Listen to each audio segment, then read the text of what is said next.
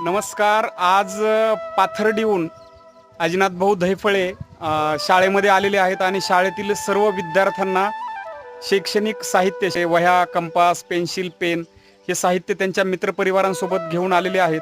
धनगर वस्ती शाळेत पोहोचली आहे आणि आज शाळेतील विद्यार्थ्यांना या साहित्याचं वाटप त्यांनी केलं आहे.